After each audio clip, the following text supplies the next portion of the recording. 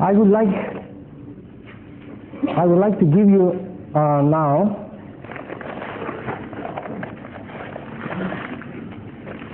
a little bit of my experience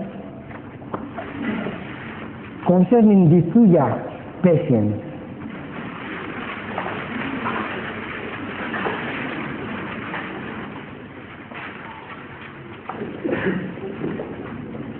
In my teaching in general,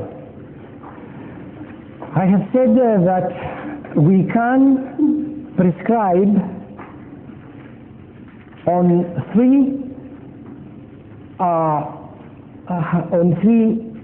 parts of symptomatology. The first is prescribing on the essence, as I call it, on the case.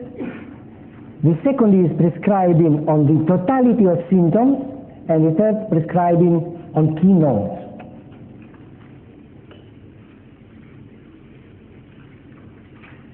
So a remedy must be examined according to, with that idea. I mean, what is the essence of the remedy? What can be the totality of the remedy? What are its keynotes? So therefore, we may be able to prescribe either because we have the essence, or because we have the totality, or because we have the keynote, or because we have certain essence. You see, you feel this is a natrium muriaticum type rather, not full essence. The symptomatology gives quite a lot of natrium muriaticum, and he has also a keynote of natrium muriaticum. Tell me a keynote of natrium muriaticum. What is? West 10 a.m. Until what time? Until 3. If it is until 4, which is the remedy? It can be as acute as that. What is?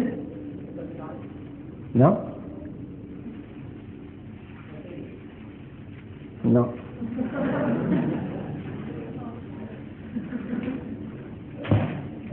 Can be stunning. If it is exactly at 10 a.m., not 5 past 10 or 5 to 10, but exactly regularity, clock regularity. Exactly 20 to 10 or 5 to 10 every day. Then what is the remedy? Sidron.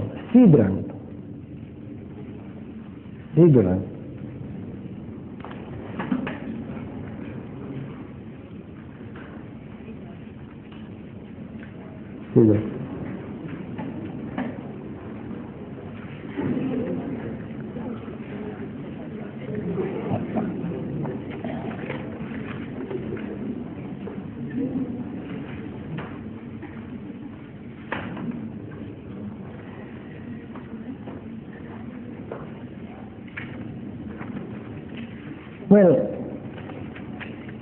to see the essence of vithoulkas, it has taken me quite a lot of time and years of observation before I could conclude a few points that were definitely there. Well, I shall examine the vithoulkas case from the mind point of view, emotional point of view, and physical point of view, and give you my observations in all these three levels. What has impressed me with the vithoulkas cases is a tendency they have in the first stages to have a tremendous confidence in themselves, the I know everything attitude. Whatever they think, they feel it is right, and they will tell you outright. They will tell you very openly. You see, there is no friendship in this world. I'm telling you, my friend, there is no friendship. I have concluded there's no friendship in this world. There is no such a thing as friendship, and they will give you their opinion and you cannot argue. You feel neither they like you to argue. That in more basic types, it will appear as almost outright lies. They will tell lies in order to make one point, to make their point. So in the beginning, there is that type of, what do we see in that? I'm telling you, it's this. We see a kind of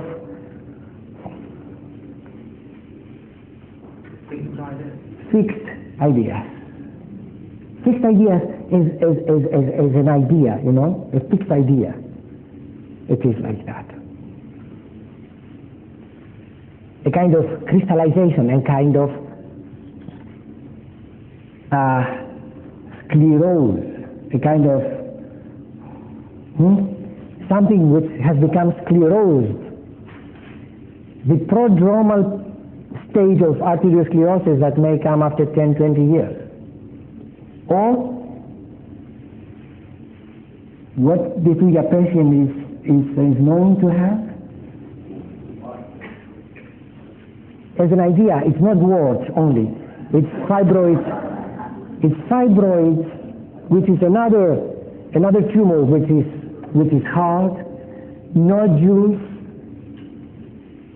tumors in the ovaries, prostate gland which is swollen, glands that are swollen, tumors in general, sclerosed, hardening of tissues, of certain tissues, with the idea of producing tumors either from benign to malignant, all types of tumors. So this idea comes very first, but after they go through another stage in their pathology, in their mental pathology, what do we see in the Tuya cases? They are more refined. They are more refined individuals now. We have another stage of pathology, and what do we see as a main idea? Where it was, this is what I'm telling you. Now,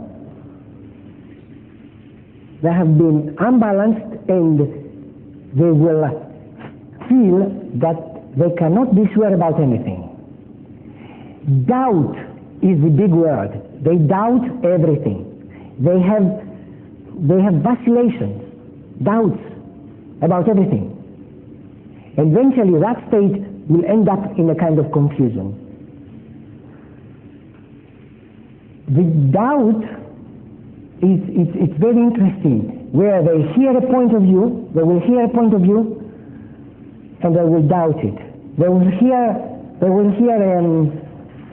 a thesis, and immediately the immediate reaction is to doubt it, not to believe it. They become great disbelievers in anything.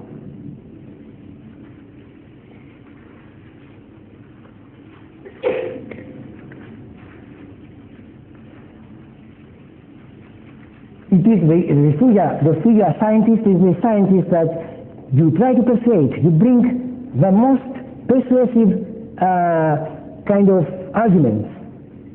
You see he's almost persuaded. I mean, he feels he has no argument anymore, and yet she keeps the attitude, may not be so. There is a kind of suspicion, a kind of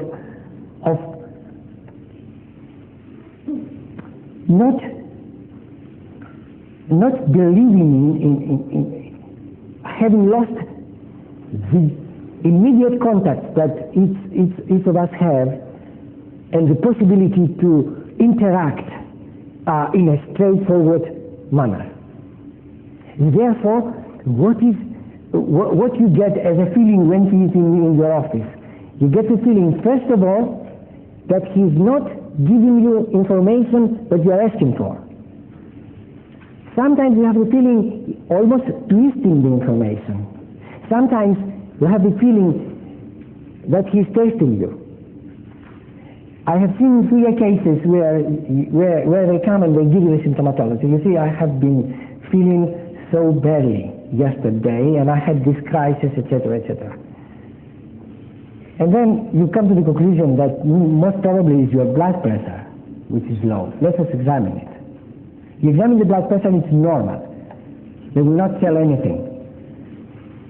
They know where the crisis has started, but they test you all the time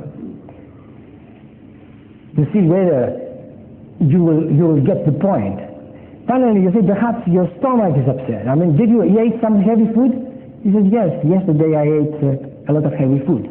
He knew that from the very beginning. He will not come and tell. You see the difference? Yesterday I had a lot of food, I drank a lot of wine, and then I felt very bad. I went to bed, and I felt almost dying and fainting, etc. And today he has come to your office.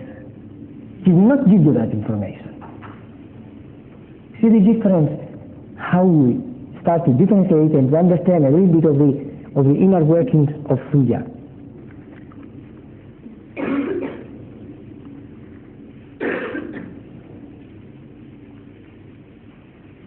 They will give you whatever. You see, these people now, I shall try to describe as much as I can, you see, but it's very difficult to communicate that knowledge, which is a knowledge which is on a level which is not, you cannot touch it. As they go through life, they attain a character which is very calculative. They calculate everything. And they will give you out whatever they think it is to their interest. That attitude, you see, requires on an emotional level a kind of sclerosed attitude, a kind of hard attitude on emotional level also. They are hard and they lose eventually the tenderness, the natural tenderness which is natural for man, even to feel for his wife, for his children, for his environment. They lose this natural tenderness. They become hard and therefore manipulative. You see, because emotionally are not investing themselves into interactions, they are withdrawn, closed up in themselves, and manipulative for others. They will manipulate you also. I mean, you may have a very hard time treating a Suya patient until finally you understand the whole pattern. He's not giving you exactly information. You say at the moment, you are aggravated by heat or cold. Simple question like that. He says, by cold. Oh, so you cold. Very much? So he sees you are interested in that. He gave you information, you are interested. He will change it. He says, now cold, sometimes, I'm in a hot place and I have this reaction. And you forget about the information. You go further. You say, are you thirsty? You drink a lot? No, I don't drink a lot. You mean you don't drink at all? No, there are some times where I drink a lot, I'm very thirsty and drink a lot. As soon as he sees that you are interested in any information, he will withdraw. Why? Because in his mind, he thinks, I'm giving information. Maybe it's not right. Maybe I'm not telling exactly the right thing. He is so doubting his own observations, his own feelings, that he's not anymore able to give. That state will go on into total confusion. People will be unable, through their cases, will be unable to affect a decision because of that state. You see the feeling now, the feelings are hardened, the mind is becoming fixed in certain ideas, the person is withdrawn, he feels a kind of animosity around him, he does not want to be manipulated by others. He's very careful on that point, and therefore manipulates other people. With the effect, what happens later on?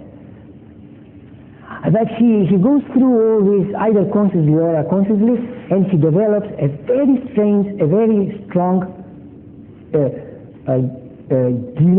guilty feelings in the conscience. Guilty feelings in his conscience. And there is a guilt which is underlies this Thuja person. If you go deep really and you make them talk, you let them talk, there is a guilty feeling which will always come up. Why? Why? See the connection. You see, the type that has become, they are Thuja cases. So with stresses in life, the Thuja element has come more and more. What is more and more? To become more hard, to become more closed, to become more calculative, to become more manipulative. So therefore, they manage finally through this ability which they have developed to manipulate others. But to manipulate others, it means someday you have, or rather you have to pay for that. How? By developing a guilty conscience. So what do we see? Now, he comes to the sexual sphere to see how he behaves. In a kind of relationship that they develop, the emotions are not vested in the stages where Thuja is affected on emotional levels. In the beginning stages, there will be strong attachment to pleasure. You see, the idea of Thuja is, I will give you another example. I think Kant writes that the skin of Thuja is yellowish, waxy, earthy, glistening, and greasy. That skin, that it gives an impression that goes towards the earthy color. It is the idea of Thuja progressing into pathology, becoming earthy. The idea of the idealism which is natural in men and in women. When I say men, I mean women also.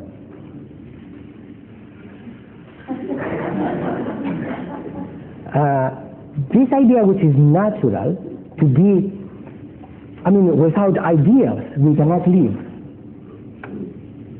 In Thuja, because of the calculative aspect which is calculated, he is going towards the materialism more and more.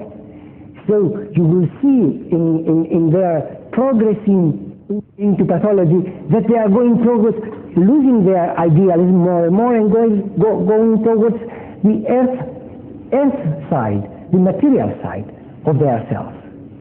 So therefore, there will be, hard people, what they say these people that they make transactions and hard bargainers. Hard bargainers, matter of fact, very ruthless, no sensation, no emotions. Huh? You get retired now, a little bit. So he will be hard, calculative, manipulative. He will not give you information. He will test you. And then you are lost. Because you learn in a transaction, and then you find out that with that person it's difficult to have a transaction, to have a rapport. It's very difficult.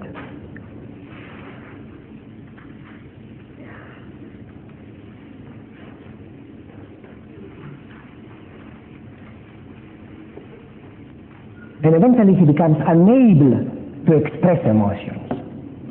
Unable to express emotions. Not that they are not there. The emotions are there, are inside but under control. And when they go into, as I said, into relationships, the relationship is mostly to satisfy the earth element, the materiality, the physical element. The urge is to satisfy that element mostly, and therefore emotional attachment does not occur. Therefore, they become what? it's natural. Then they become promiscuous. Promiscuous. If you do not have a real rapport with a person, then you can go with another, with another, with another, with another. Then promiscuity is within the sphere of action of another point which I want to clarify concerning the skin. The skin of Suya is not always like that, as I described. There are cases that have progressed already, they are going towards malignancy, that they have this type of skin. If you see that type of skin, you suspect malignancy is coming in a short time. But not that every case will have that type of skin. In the beginning, the skin can be red and can be any type of skin. Do not be misled to believe that every skin. I have seen it very few times, that type of skin. And I have seen it in either children that are retarded, where you see a real malignancy, or I've seen it in cases where they're going towards cancer. But in between, the skin is normal.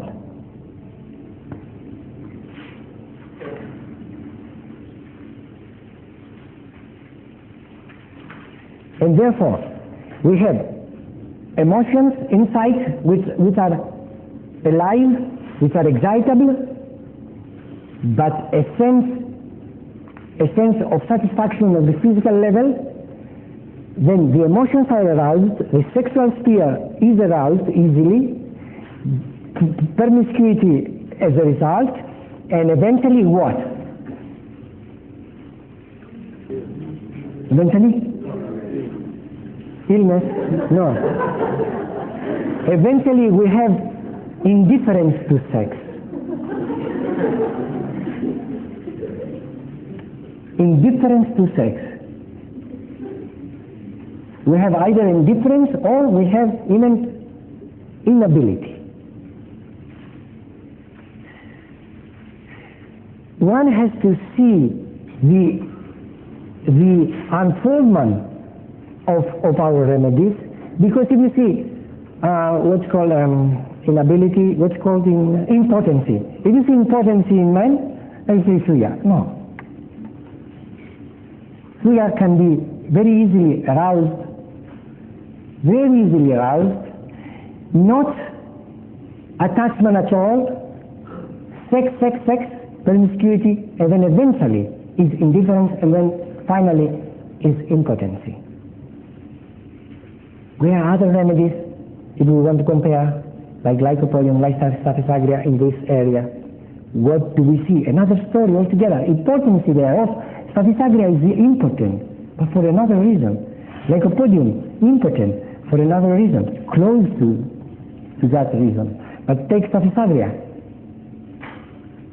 Well, I'll be talking, and I shall give you on another time.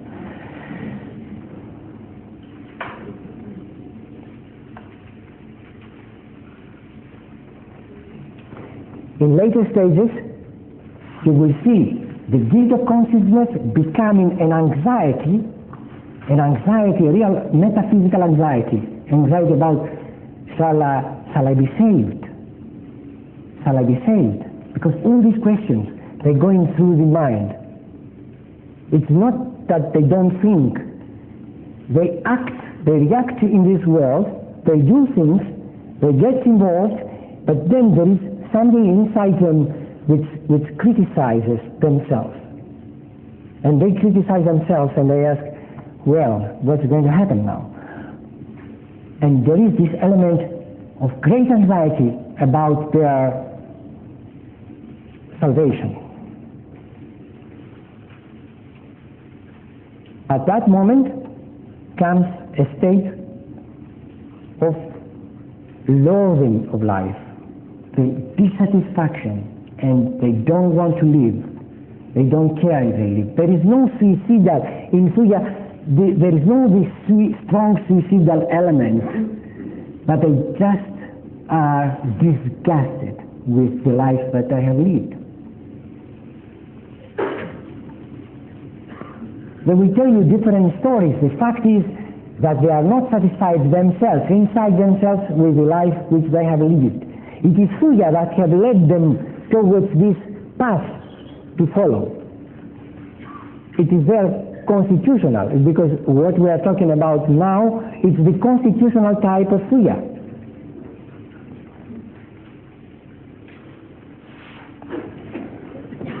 As the pathology progresses, we may see memory which is failing and a lot of mistaking in writing. Sometimes, many times, omitting letters in writing.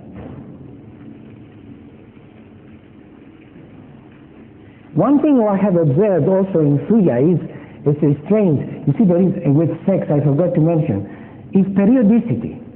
In their sexual activity, you see, it is a woman naturally has a periodicity in her sexual activity. Men does not, as a rule. With the Suya patients, you may see periodicity in their sexual activity. Like women, you know, where the ovulation period, usually it's normal that the woman has more desire for sex. It is almost like that with the Suya. They can predict the time when they will have strong sexual desire.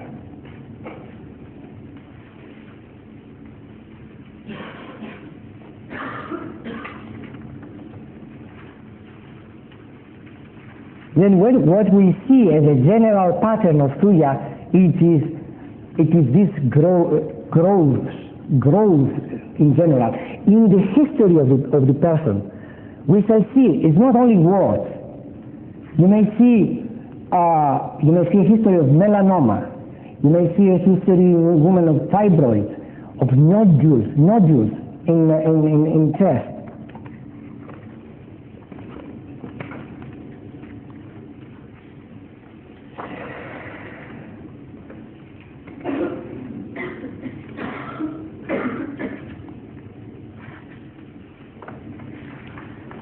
You see, I have here some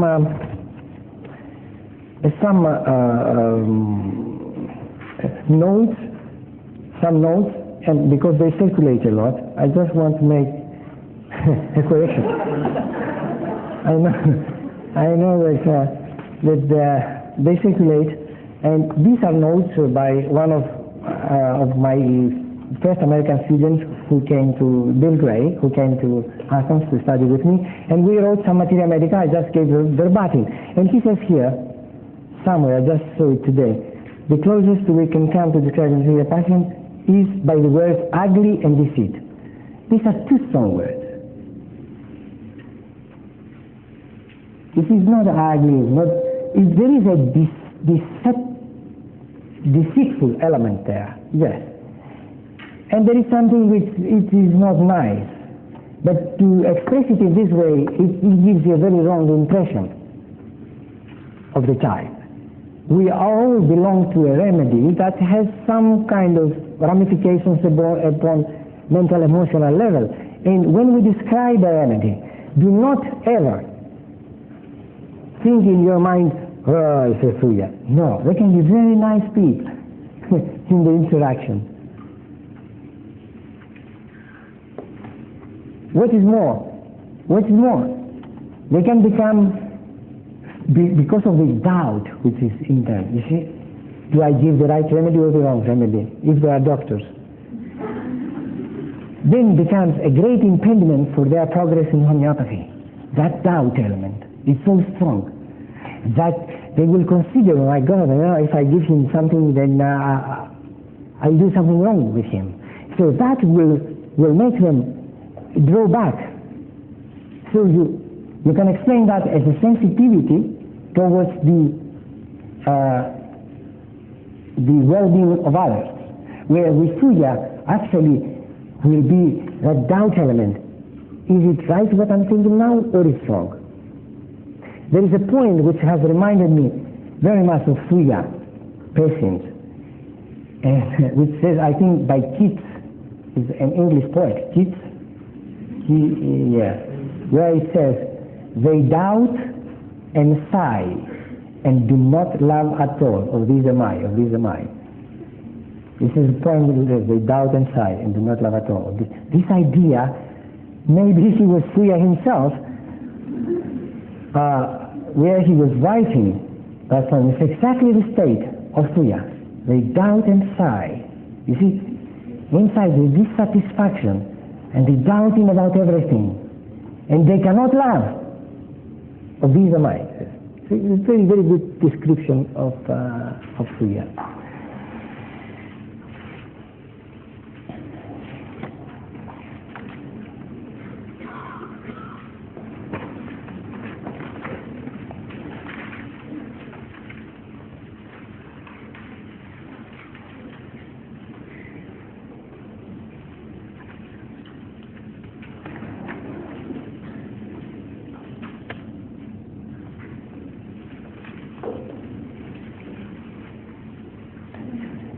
Always the element of the case being unclear. You see, Kant, he was giving advice, and he said, when you have a case where you don't know what to give Surya. Because you are facing the same problems as we do. You see, to give Surya. Also, when you don't have symptomatology, give sulfur also. That's another idea. Or give Sorino. Which one? These are the elements that will give you the idea. You see, by knowing your patient, now we have prescribed in Surya cases. Usually we prescribe 3 remedies wrong before. It is by chance if they come and they will tell you, I had warts that they have been suppressed. And no other symptomatology, and you prescribe on that keynote. And many times you have effect, of course, just prescribing on that keynote. It's not always a story like that. And if you don't have this keynote, most probably you're going to prescribe the wrong remedies, a series of wrong remedies in a Surya case.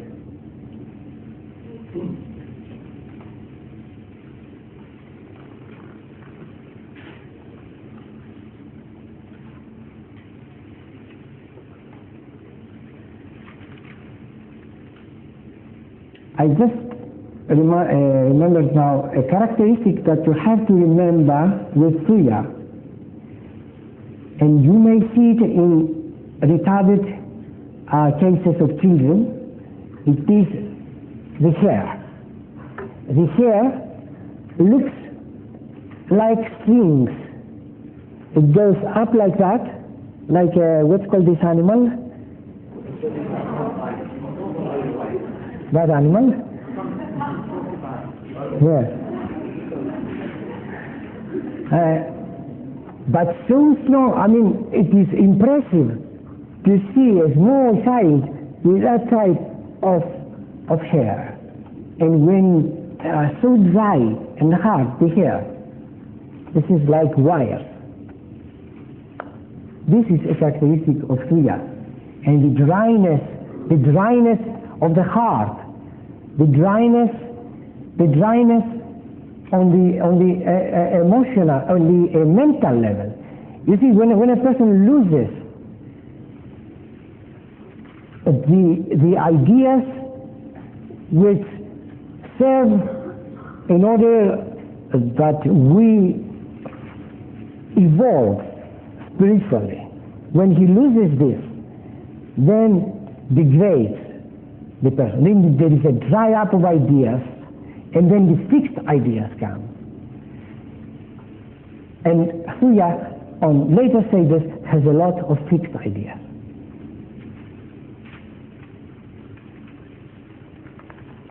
So there is a dryness, you remember in the hair? There is a dryness where you will find mostly dryness in Surya. On? Underfoot?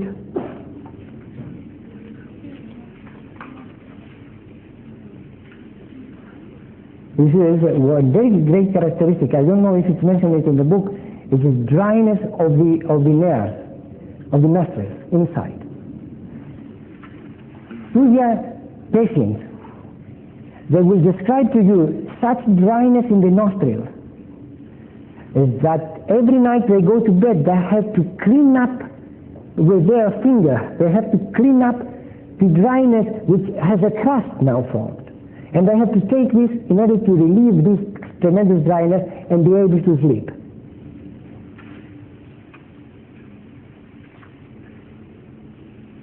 So there is dryness in the hair, dryness in the nostrils, where in the face usually we have excess of grease. It's a greasy. I have rather a greasy face.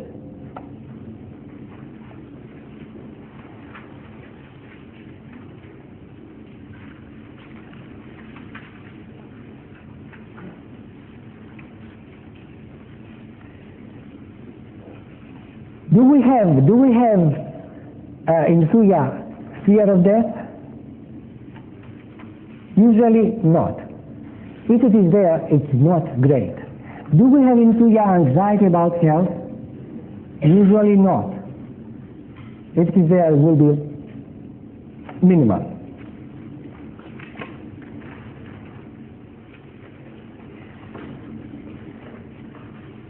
What type of fixed ideas we have in Suya?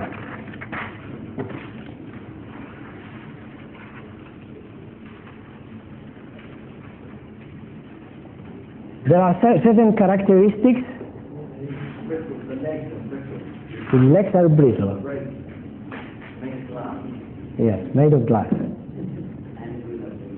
And in the abdomen also. In the abdomen, what is in the abdomen? The feeling of something alive in the abdomen. The body in general feels very delicate. This is the idea. I mean, to make them tell that looks like glass, it's difficult. Because sometimes you will ask them, and they will not confirm it. But the idea that the body is delicate, and it might break, you say, it might break, yes, they say, yes, there is a confirmation. But is it made out of glass? They don't like this description. You see, but in our books, most probably Kant heard it once, but you will not get it every time like that. It's the idea behind that there is some kind of delicacy. Is what we eat.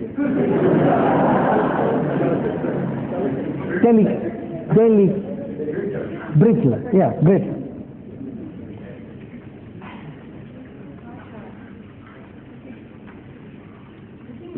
Sometimes he will have he may have the impression that there is something alive which stalks in the abdomen.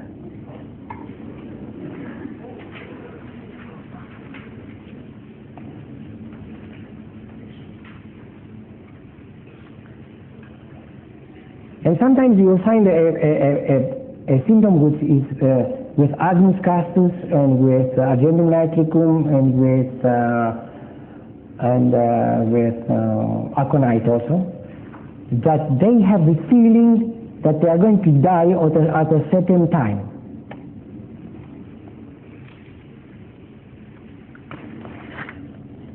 Suya patients have a strong aversion to be touched. They don't like to be touched.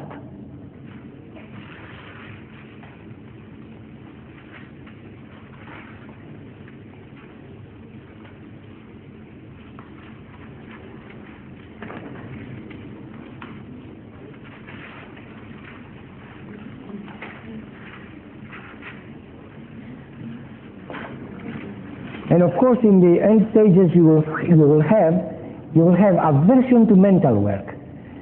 Aversion, there is dullness, confusion, and aversion to mental work.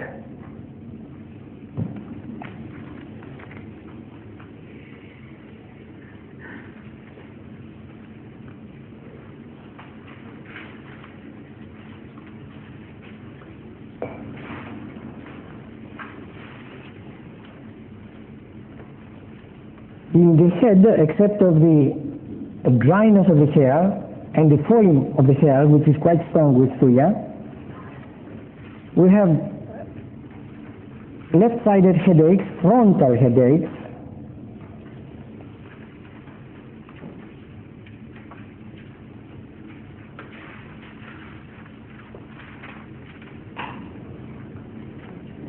and these pains can be alternated by pains on the back. You see, either you get here the pain or you get in the cervical region. The type of pain for thuya is mostly like a nail, that we describe it. This is the general description that you will get.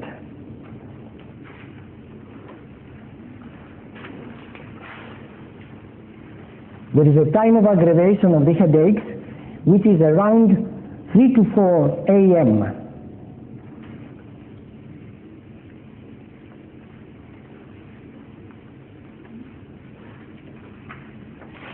And with the thuya headaches, it is a keynote to be ameliorated walking out and aggravated also. They can be strongly aggravated by walking outside on the air, and they can be ameliorated by walking out. Both can be thuya cases.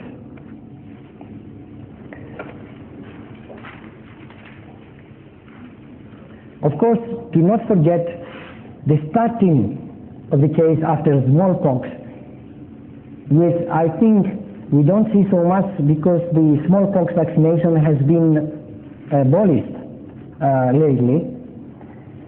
But if we do have such a case, we can prescribe it as a keynote. And of course, do not forget the tumors, which can be everywhere. Can be in the eyelids, can be around the mouth,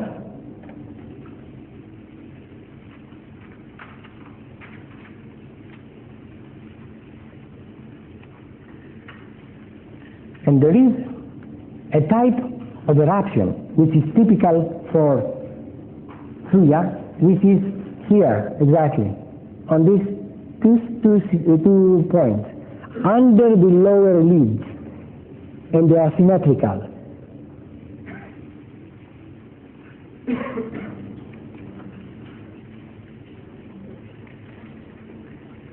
When there is a history of styes in the eyes, which become indurated, they do not subside, but they become indurated and they remain for a long time. Whenever you see the induration, whenever you see this hardening, whether it is on the glands or whether it is in any side of the body, when you see the history, just think of thuya.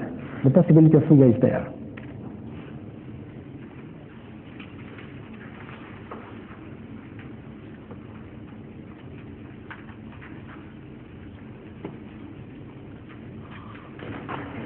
And there is also something else which you will meet either in the ear or in the pharynx, which indicates thuya. It is what condition is hardening. We have it in polypus.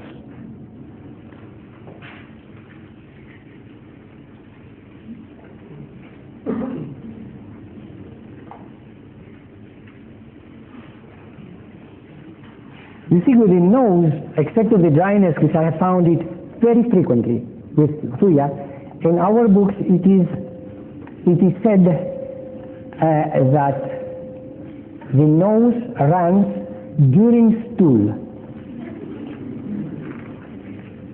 And Kent describes that very vividly, I think, Kent. I have found this symptom a few times, but thuya did not work. You may get, other remedies also, that they may have this symptom which is described only for thuya. Most probably other remedies have it as well. And I have not seen it working with the thuya patient.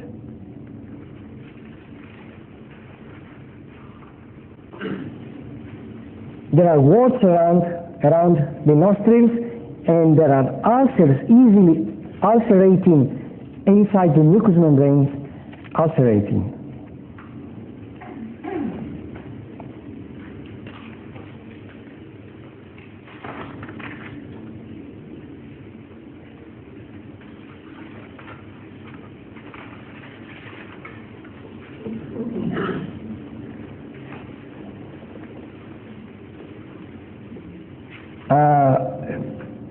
Warts which are located only here on the chin will indicate mostly only phuja.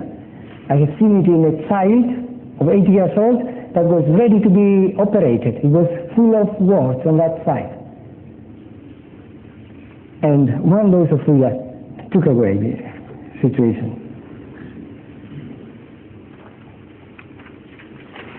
There is sometimes you may have a kind of trigeminal neuralgia, which will have an aggravation time in the early morning hours, 3-4 a.m. That can indicate phuja.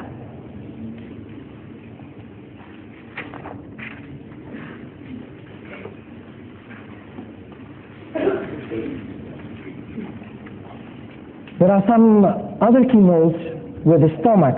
Now, do you remember some? Do you remember keynotes with the stomach? Aggravated by onions, yes. That is a fact. Phuja do not like onions. Or they like it, but they are so much aggravated they avoid, they cannot eat. Now, which are the remedies also which are aggravated by onions? Lax vomica, pulsatilla, and lycopodium.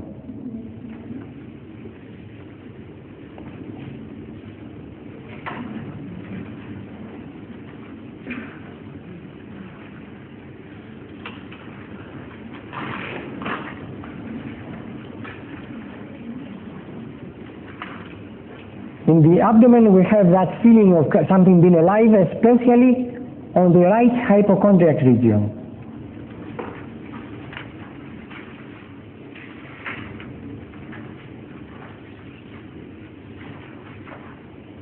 In the rectum we have condylomata and fissures in the rectum.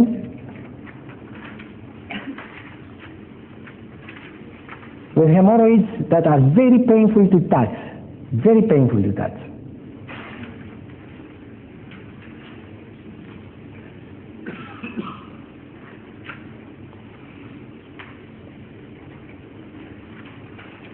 In the urination, what is the main the forked urine, the forked. Many times, the patient has a forked urine. What is this? What do you think it is? Restriction. It is not always. It's many times, but not always. Yeah.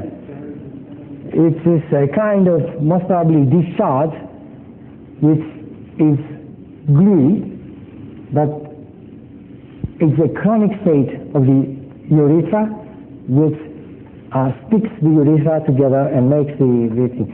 So therefore, phuja will be indicated in cases where either there is a chronic glut, a chronic discharge, a chronic non-specific urethritis, they call it, or if there is a history of gonorrhea, then condylomata, and then leukorrhea. A history of that type which has been disappearing, and now we have duodenal ulcer, or we have diabetes, it will require phuja. The prostate gland is indurated, especially when this has come because of gonorrhea history.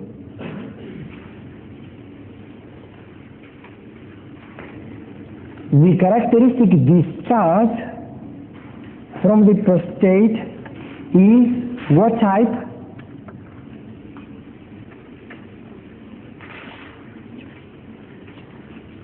Is a watery discharge. That is a keynote for thuya. Very liquid.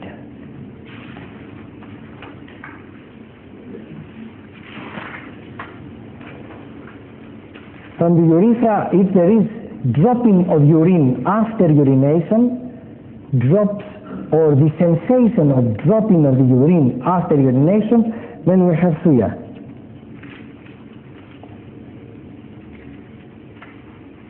A sensation as if urine has remained still inside. We have all kinds of condylomata, of course, in the genitalia, and a perspiration which is usually what? Perspiration of thuya? Sweeties, yes. And also nasty.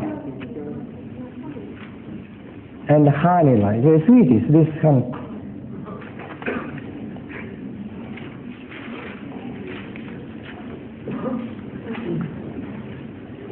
With the woman we have all kinds of condylomata, polypus of the uterus, fibroids. With a woman there is going to be a history, you see, with the thuya, with your thuya patient. And this also you have to have in mind. You prescribe thuya for a woman. Most probably the fibroids, which are say 1 inch, so they become 3 inches in 6 months or a year. You have to have that in mind. With the nodules that are small, they seem to grow after thuya. If your patient is feeling very well and you are assured that this is not cancer, just leave it alone.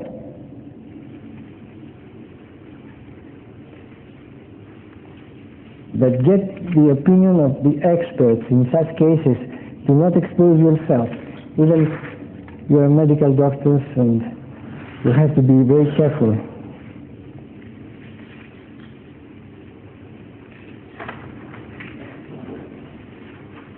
The nails are brittle, there are ingrowing toenails.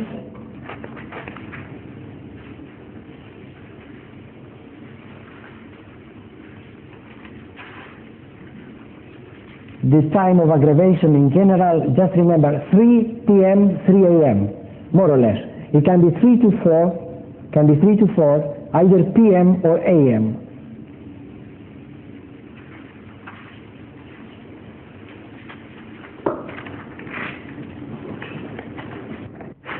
I hope I have not forgotten too many things, but definitely I have forgotten quite a lot. Yeah. Thank you.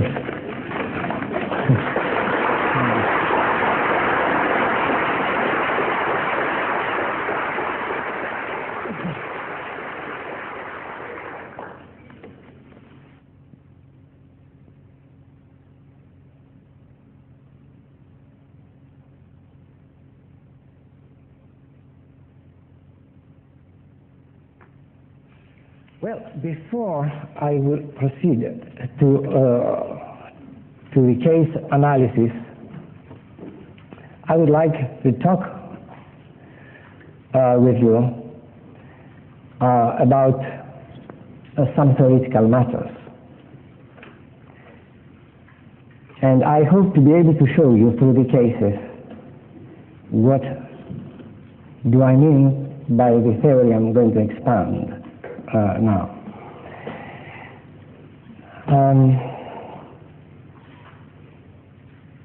I believe most of you that you are here today, they are what we call constitutional prescribers. Is that correct? Correct. And we call ourselves this name, but I found out that perhaps we have not a clear meaning of what that is, what that means. So we prescribe on a case. And usually what I have found out from experience is that we prescribe on two different kinds of prescribing. We do two different kinds of prescribing. The one is prescribing upon a layer, and the other is prescribing for the layer.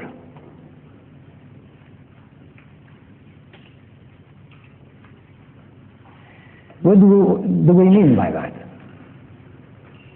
You will have noticed in your practice that you have cases where you have been treating for years, 1, 2, 3, 5 years, perhaps more. Treating these people successfully, and they are faithful followers of homeopathy. And you say, I have been able to help these people, always. But there is a background symptomatology, which after all your prescribing, after all your careful prescribing, does not seem to change. What do I mean by that? I'll bring you an example. You have a case that comes for a lumbago, and you get the picture of calcarea phosphorica for that lumbago, and you prescribe it, and it does very well, and takes away all the pain and the discomfort. And then the same man who is very enthusiastic because he took away the pains comes after 6 months or 9 months with a sciatica. And then you prescribe for his state a rastox, and he does very well. And then the same man, after 1 year, he comes with an arthritis of the right shoulder joint. And you prescribe for him sanguinaria, and he's very happy to go away without pain. But as you take the case all the time, you notice that certain constitutional symptoms remain constant through your prescribing. What are these constitutional symptoms? First of all, there are some psychological, perhaps small, perhaps a little bit more disturbing psychological disturbances. The person has some kind of phobias, some fears, some anxiety. He has an irritability which is quite strong. He has some minor discomforts in the physical body. He is intolerant of cold. He's always thirsty for very cold water, etc. I mean, symptoms which are not very disturbing, but they form a background symptomatology which remains through your prescribing. After many years of observing such cases, what you come to the conclusion? You come to the conclusion that your patient has not really changed a level in health, in spite of the beneficial treatment that he has received from you.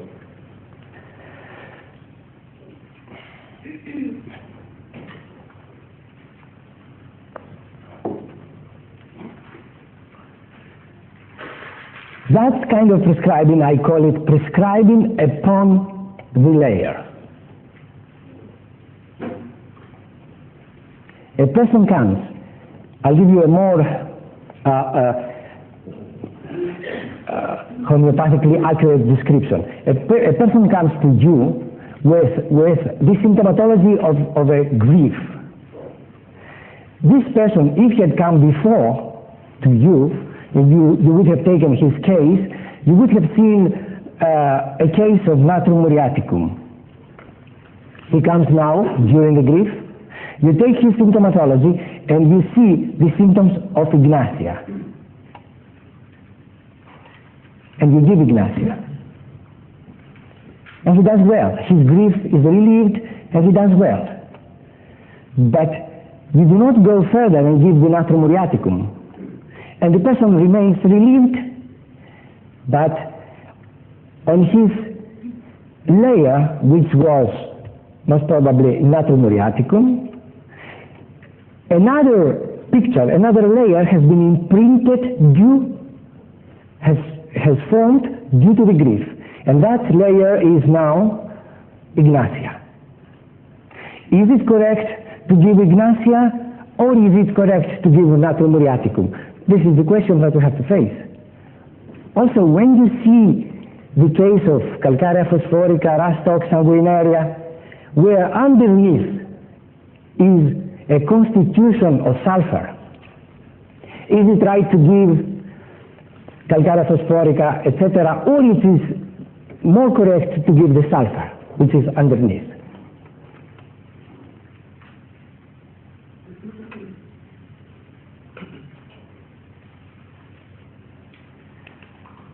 Well, the answer is that if the symptomatology was really Ignatia have to be given first and then natrum muriaticum.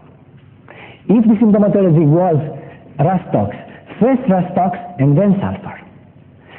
If you go straight to sulfur at the moment where there is an uppermost layer which is called Ignatia or rastox or calcarea phosphorica, if you go underneath, there is not going to be an effect, because that layer, the Ignatia layer, prevents your natrum muriaticum from acting. And this becomes really confusing, because you give natrum muriaticum, you see the constitutional symptoms of natrum muriaticum, you see some picture of Ignatia, ignore Ignatia, give natrum muriaticum, nothing happens. And then, of course, you go to Ignatia, and there is a relief. And then you suppose that your natrum muriaticum is not doing anything good for that person. The truth is that natrum muriaticum is needed after Ignatia and is going to help him then, only then. You see how you may lose sight of a remedy which is underneath because you try it prematurely.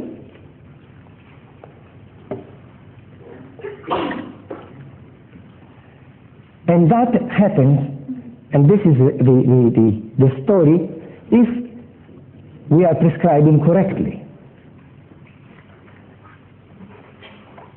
But there is a possibility that, and that happens many times, that during treatment of a person, long-term treatment, what we do, we give a remedy in the beginning which is correct, which is the uppermost layer.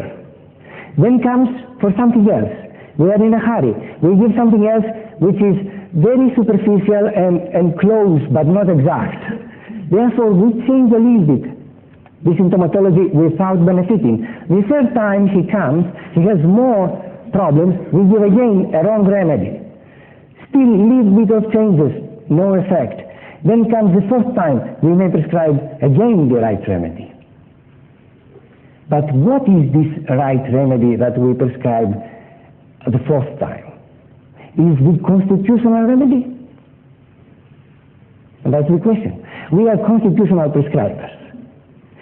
The fourth remedy is the constitutional. And what are the parameters that will tell you that this, what I have given him, is the constitutional remedy?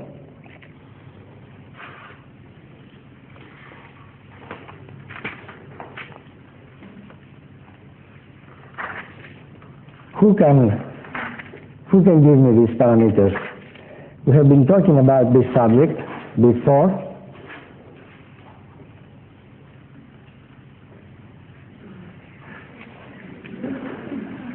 And many of you have forgotten.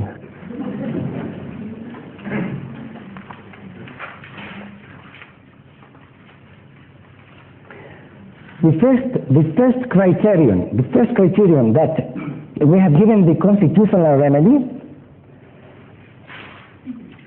is that, of course, it has to cover the totality of the symptomatology.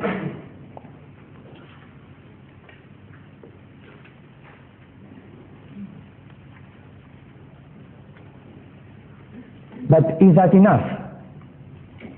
And what is the totality? Many times we do not know. Many times we are not able to ascertain what is the real totality.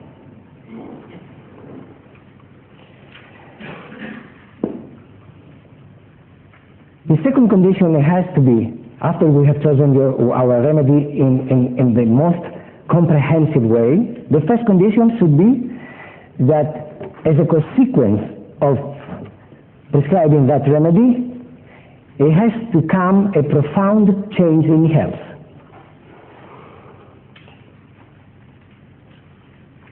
I have seen cases, and I have prescribed some cases for 4 to 5 years. And I have seen severe cases. You know, they came to me with tuberculosis, which was active. And we started with tuberculinum and then calcarea carbonica and silica with deep remedies. The person is better, is satisfied. Yes, thanks to homeopathy, I'm so well.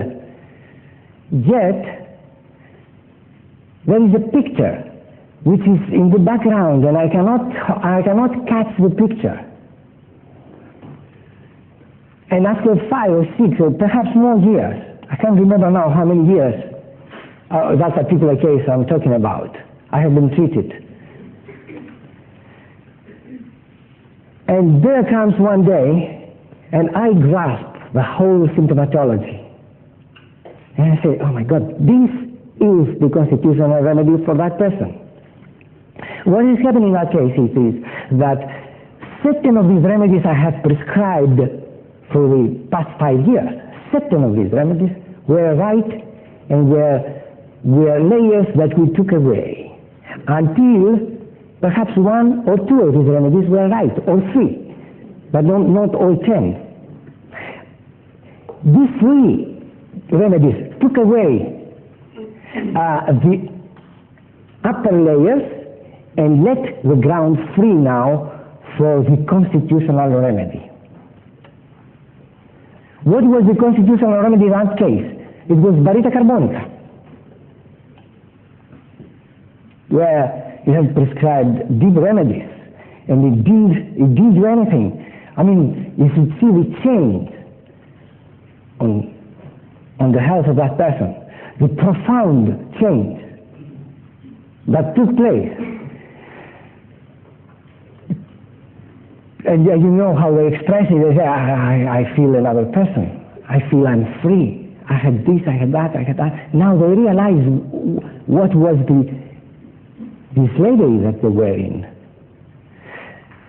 And that remedy now becomes the constitutional remedy, perhaps. Still, we need some more conditions. Another condition we need in order to define that this is a constitutional remedy for the patient is, I have found out, that during the relapses,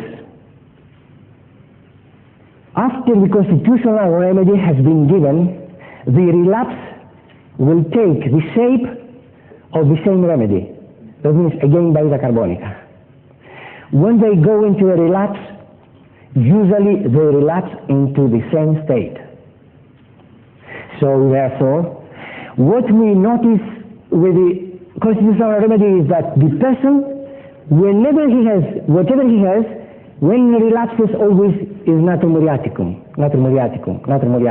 And you take him through years of treatment, and the main remedy that helps this person is natrium muriaticum. Sometimes you go away from that remedy and you prescribe another one, no effect, until you manage through that prescribing to make him relapse, which is a fact that we all know, we all have done. And then when he relapses, really again comes to natrium muriaticum, and then again we give natrium muriaticum and it's helped. Now, why? You see, unless we know this theory and we understand this, we cannot withhold our impulse to prescribe for a person that comes and gives us some little kind of symptomatology. And every time prescribing for every little symptomatology usually brings about a relapse. But sometimes it may confuse a little bit the case.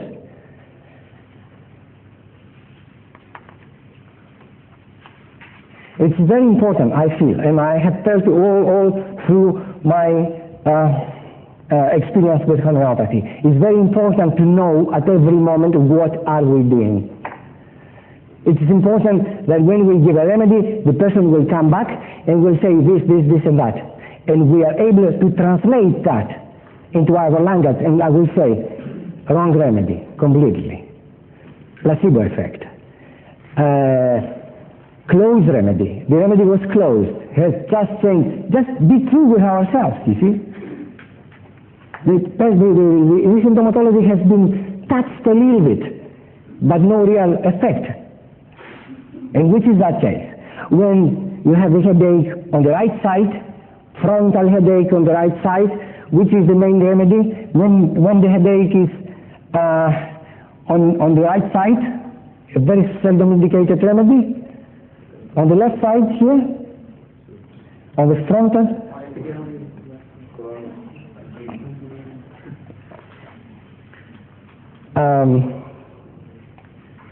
frontal headache on the left side is Fuga mostly. The right side is Prunus spinosa. But it doesn't matter this. When there is an extension of pain to the left occipital protuberance, then which is the remedy? Bryonia. When the headache is on the left side and takes all this side with a tendency to vomit, with nausea, is mostly sepia. So he comes on the right side, frontal headache, and you give Prunus because you know in it now. I've given you bad information to prescribe on a keynote. You give Prunus because you do not have any other symptom. Prunus. Then what you see, the effect, the headache goes away from here and after 2 days appears on another place. Then we know that this was the wrong remedy. I feel it is very important that at every moment we know what we have done with our patients.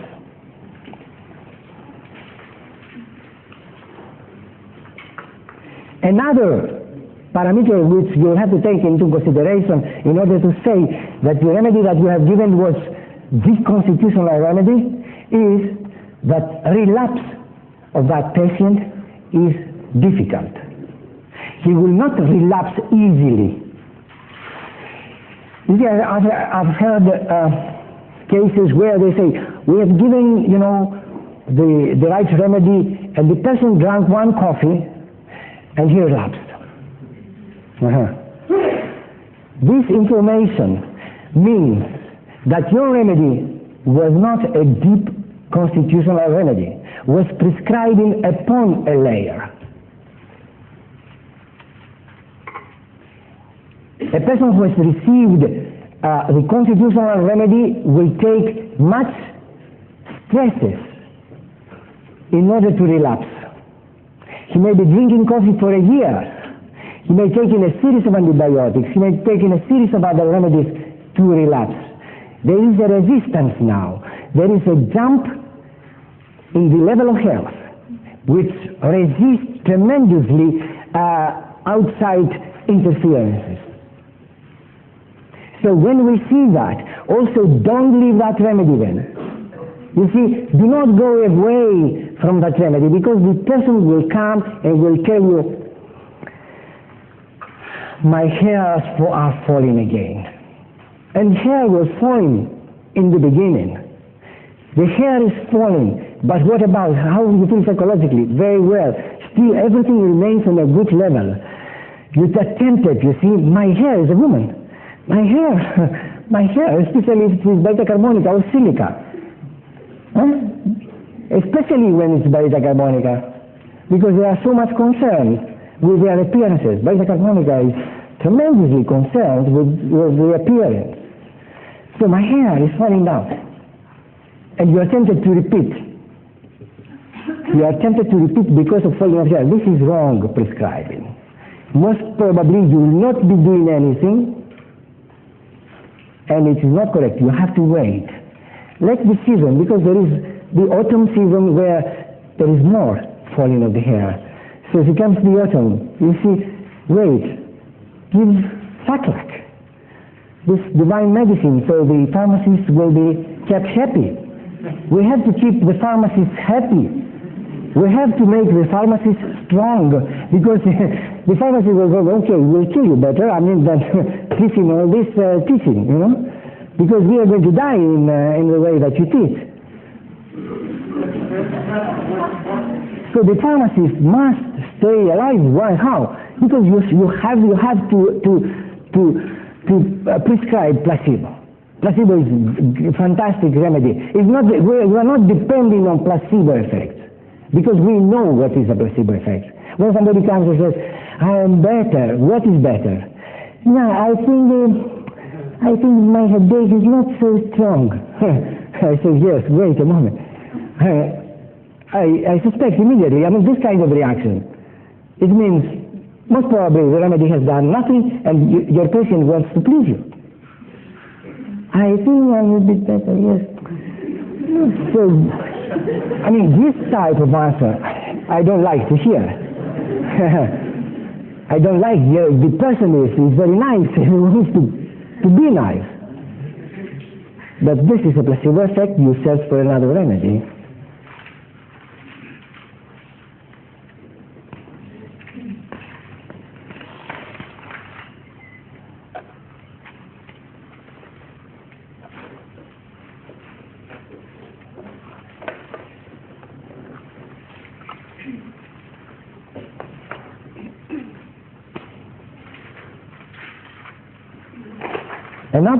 Another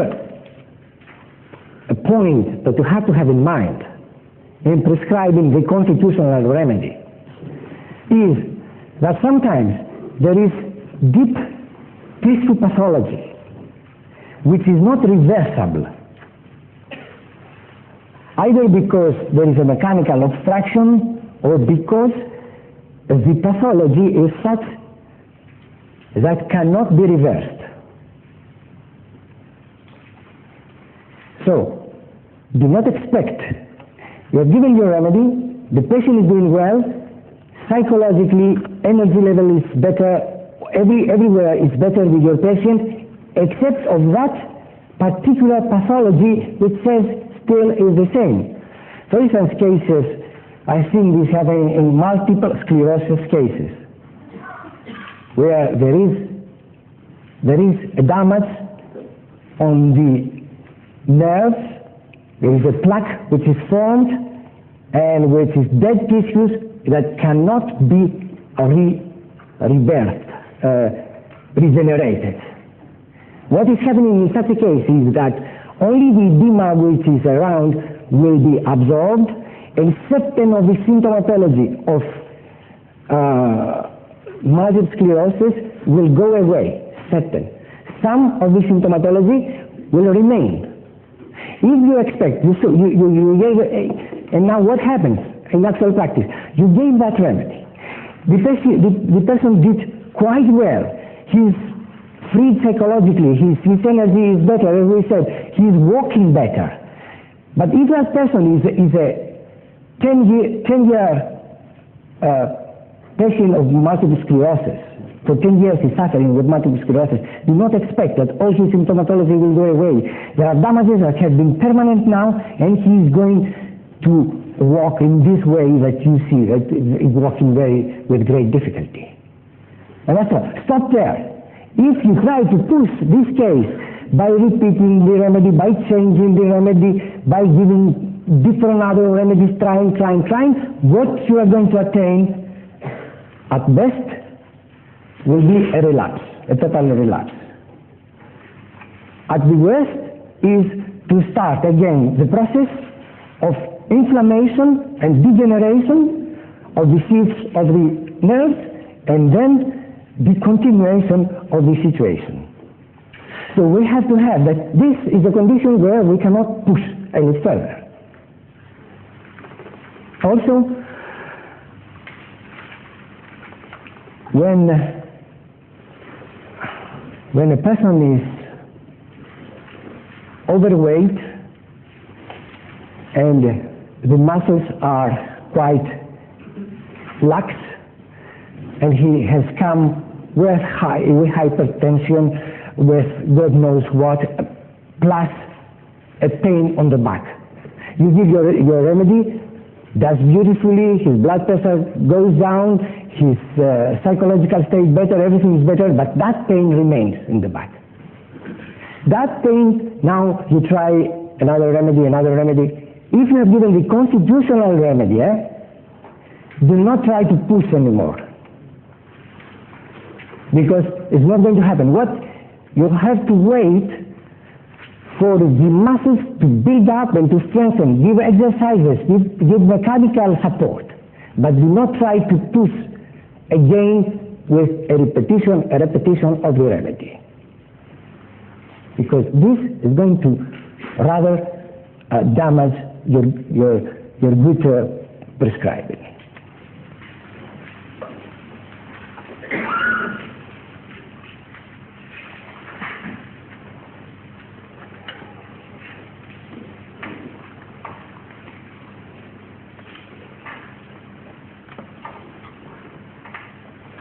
And of course, we may, in certain cases, we may have to use surgery and remove the obstacle through surgery.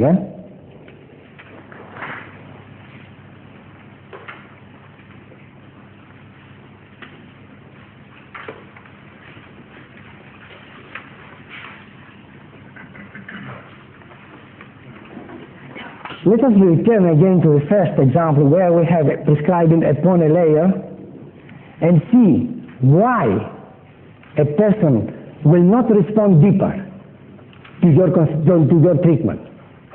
What are the reasons? The first reason may be that this person's constitution is undermined so much from a hereditary point of view that he has not the possibility to proceed further. The organism in a such a state that has not the possibility to jump a level really, to have this tremendous volcanic kind of reaction that makes a person jump a level. He may not. His organism may have been undermined already quite a lot and not having that possibility. So never mind how carefully you may prescribe, the person will always remain in his life in the same level. There is no real change. What you are doing with this patient is that you are preventing him. These are cases that they are going to develop soon a type of malignancy. Not necessarily cancer, I mean malignancy on a broader sense. A serious chronic condition. By your treatment, you keep up the best of this organism and you keep him in a tolerably good condition. So learn to explain the patient. Say, I've done my best. Do not expect perhaps more. Do not promise your patients, because you do not know what you are going to face when you have a case in front of you. You see a case and you say, he looks so healthy. And you take the case and there is no symptomatology at all to guide you. That is a bad sign already. And then you said, as you go along with this case, on the process you see some serious condition developing. Do not promise ever your patient anything. In our center, where 30 medical doctors are working, they are not allowed to promise anything. When homeopathy is so difficult and so sensitive a tool that we are using, that we cannot be sure beforehand that the result will be there. Do not think, you see, oh, George is a master. There is no master for homeopathy. Never mind how much you study. I feel I have studied perhaps more than anybody in the world perhaps ever studied. And I feel a student still, and I don't know enough. And I never feel sure that this case is, the next case is coming, I'm going to help. It has been so that the results that we had in Athens were quite high, and we have the respect now of the whole of the medical profession. But that is because of the agony and of the attitude that we don't know enough. Now this is a new problem, and we have to face, and we have to find a solution. It's like playing chess. There is one best move, only one. The best move is only one. You have to find it every time. It's not repeatable. So the attitude is it's a very serious matter to have the right attitude. Well, I shall give you now some